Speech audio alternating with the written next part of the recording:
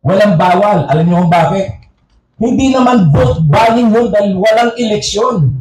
Hindi ko naman sinabi, ito 100, iboto mo si Mayor, ha? So, walang bawal doon. Kaya nagtataka ako, bakit iniimbestigahan pa yan? Ito nga, dahilan mo lang. Hindi, makasara kami eh. Ayaw namin kay Martin. Oh, di sige, magpakahirap kayo.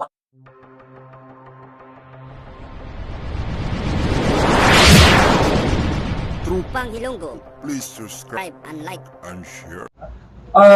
Makikredit talaga natin yan sa mga pulisiya ni Presidente Bongbong Marcos. Kasi ang kahirapan naman ay ang talagang unang-unang tugon dyan ay ang pagkakaroon ng economic development at ang pagkakaroon ng mga trabaho. At kagaya nga ng sinabi ko kanina, ang ating employment rate ngayon ay 96.9. Ito ang pinakamataas na employment rate sa loob ng 18 taon. In 18 years, ngayon lang tayo nagkaroon ng ganitong klase ng employment rate, ng ganito kataas. At iba ang aking figure na nabasa, ang inilabas kasi naman ng NEDA at ang PSA pa lang ay 25 point something ang poverty rate na bumaba ng 23 something. So, nagkaroon ng malaking pagbabago sa mahigit kumulang 1 million Filipinos ang pagbangon sa poverty threshold. At yan na rin ay dahil sa mga polisiya ni Presidente Bongbong Marcos. At ngayon ay hindi lang masyadong nababasa sa pahayagan, ay isa sa unang-unang advokasya ni Presidente ngayon ay yung magkaroon ng kuryente sa buong kapuluan ng Pilipinas. Kasi nga ang kuryente ang makakapagpabago sa ating ekonomiya dahil magkakaroon lamang ng mga economic activities ang mga lugar kung kumpleto ng kuryente. Hindi magkakaroon ng mga factory, hindi magkakaroon ng mga hanap buhay ang mga tao kung kulang ang kuryente. Ayan. Okay. So, ang huling katanungan naman po, bilang isang kabataan, ano po ang, sa tingin ninyo, maitutulong ng isang kabataan sa poverty alleviation or sa upang mawakasan natin ang kahirapan? Yun lang po. Ang mga kabataan ay, of course, ay gawin nilang maging makabuluhan ang kanilang buhay sa pamamagitan ng pag-acquire ng good education.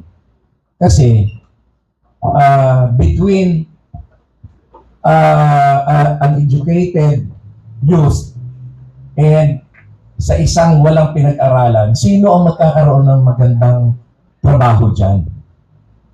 Eh baka nga yung walang trabaho ay yung walang pinag-aralan, ang kauwian pa niyan baka maging drug pusher pa yan. O yung nakapag-aral, nakapatapos ng high school, nakatapos ng college, maging engineer yan, makapaghanap pa ng magandang trabaho. Kaya dapat talaga ay maganda ang edukasyon. At siyempre ay dapat ay magtiwala sa gobyerno at palaging ayunan kung ano man ang advokasya ng gobyerno. Sapagkat wala namang gobyerno na gugustuhin na maging mahirap lahat ng mga tao. Okay. Ayan. Yan ang sagot sa... Kaya ako ilagdag tungkol sa Chacha. Ang isa sa mga ini-issue ngayon dyan sa Chacha ay dahil na kung People's Initiative daw yan, bakit daw si Speaker Martin Romualdez ay parang siya ay yung initiator. Ganito ang sagot ko dyan. As a Filipino, si Speaker Martin Romualdez may karapatan pa rin na ma-involve dyan sa People's Initiative. Kahit pa ba congressman siya, kahit pa ba Speaker of the House, meron pa rin siyang political rights. At saka yung mga ginagawa ng investigasyon sa Senado na saan ang galing yung pera na bakit kayo nagpi-People's Initiative? Para sa akin, mali yun. Ano naman ang pakialam ko kung saan nanggaling pera niya? Hanggang hindi niya ako sinasaktan, hanggang hindi niya ako pinagmanakawan, hanggat hindi niya ako minumura, wala akong pakialam kahit magpapirma ka ng 1,000,000 pirma. Hindi, wala akong pakialam kung saan ang galing ang pera mo. Hindi mo naman ninakaw. Oy, bakit mo ako tatanungin? Ha? Nagpapapirma kayo, saan ang galing ang pera nyo? Ano pakialam mo sa pera namin? Di ba? Ninakaw mo ba yon? Namigay ka ng 100 pesos, hindi naman reward yon.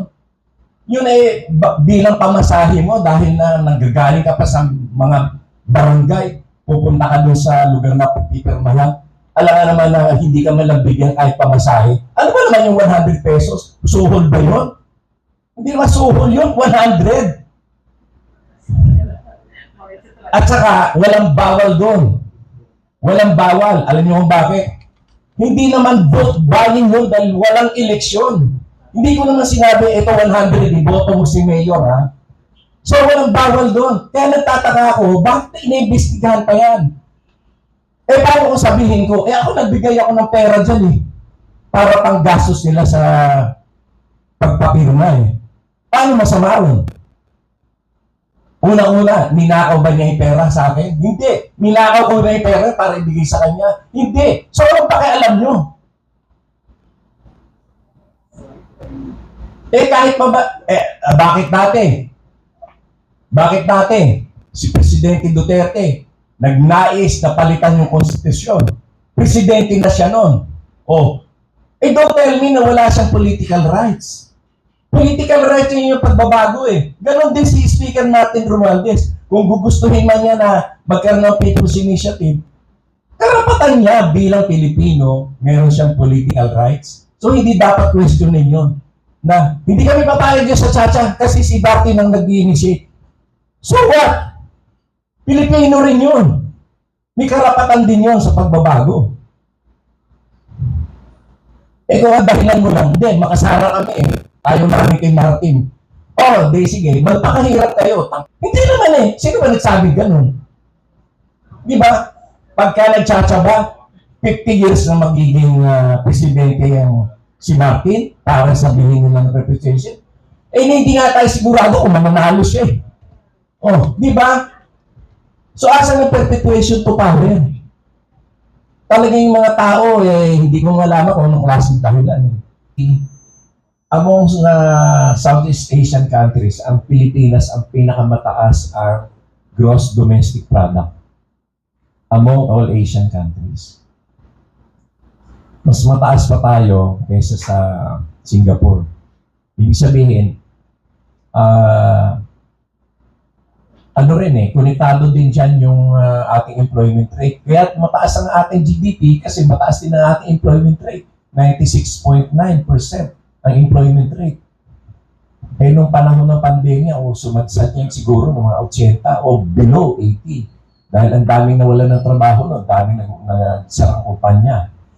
At mabuti na lamang si Presidente Bongbong Marcos ay hindi nagpadala doon sa IATF. Kasi yung IATF noon, sarado lahat. Ang restaurant, kailangan 30% lang. Ang supermarket, kailangan at a given time, 50 lang yung laman.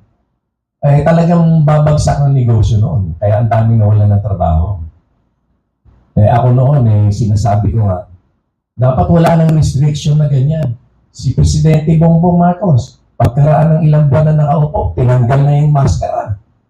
Tinanggal na yung mga restrictions sa mga kasi anti-business yan hindi ko malaman yan sa IATF bakit na masyado sila nagpaloko dyan sa World Health Organization. Anong time na yun na medyo bumababa na yung issue ng pandemya, nakikita ko sa ibang bansa, wala nang silang maskara They were only required to put up mask pag nasa loob sila ng hospital. Pero pag nasa labas, wala. Tayo, huling-huli na tayo nagtanggal ng yung restriction sa atin. Saan ka pa naman nakakita? Palengke. Kailangan mo pang maglista, telephone number, address, ganyan. Nakapila ang tao, ganyan. Bibili lang ng 1 kilong baboy Sobrang restriction ang ginawa ng IATF, no? Naging anti-business. Kaya bumaba noon ang ating ekonomiya. Nung upo ni Presidente Bongbong Marcos, nakita niya yung dahilan ng pagbagsak na ekonomiya. Kasi unreasonable restrictions of IATF.